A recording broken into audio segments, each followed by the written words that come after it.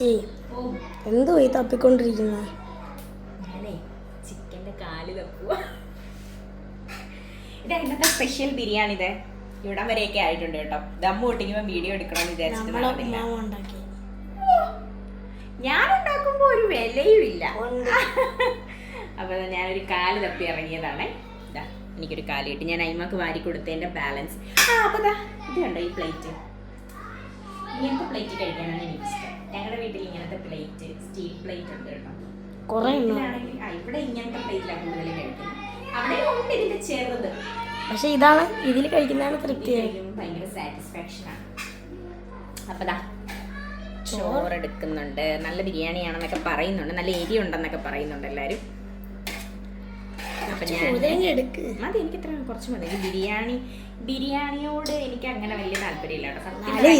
നല്ല നാടൻ ചോറും കറികളിനോടുമാണ് താല്പര്യം. ഉമ്മച്ചിയെ വെച്ചതുകൊണ്ട് അങ്ങനെ കഴിക്കാൻ. ഞാൻ എന്നിട്ട് ചോദിച്ച് തലേന്നത്തെ ചോറൊക്കെ അറിയാൻ വല്ലതൊക്കെ ഇരിപ്പുണ്ടെങ്കിൽ ഞാൻ അത് കഴിച്ചോളാം പറയുകയും ചെയ്തു. പഴങ്കഞ്ഞി ഇരിപ്പുണ്ടായിരുന്നു, അത് ഉമ്മാമ്മ കുടിച്ചു. അതിലിരുന്ന് വണ്ണം വെക്കൂടാ. അപ്പൊ കുറച്ച് ചോറെടുത്തു.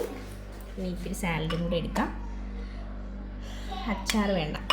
ഓക്കെ, നമുക്കൊന്ന് ട്രൈ ചെയ്ത് നോക്കാം. ഫുൾ ആൾക്കാരാണ് നല്ല സൗണ്ട് ഉണ്ട് കേട്ടോ. പിള്ളേരുടെ ഒച്ചയും വെള്ളമൊക്കെയാണ്. അതുകൊണ്ട് ഞാൻ അടുക്കള വന്നു നിന്നാണ് വീഡിയോ എടുക്കുന്നത്. അപ്പോൾ കുറച്ച് ചോറും ചിക്കൻ പീസും സാലഡും എല്ലാം കൂടെ നമ്മൾ മിക്സ് ചെയ്തു. എങ്ങനെയുണ്ട്? സൂപ്പർ ടേസ്റ്റ് കേട്ടോ. അടിപൊളി, ഒരു രക്ഷയില്ല. അപ്പം ഇനിയിപ്പോൾ ഇതെല്ലാം കഴിച്ചിട്ട് ഒന്ന് റെഡി ആവണം. ഒന്ന് പുറത്തോട്ടൊക്കെ പോകാനുണ്ട്.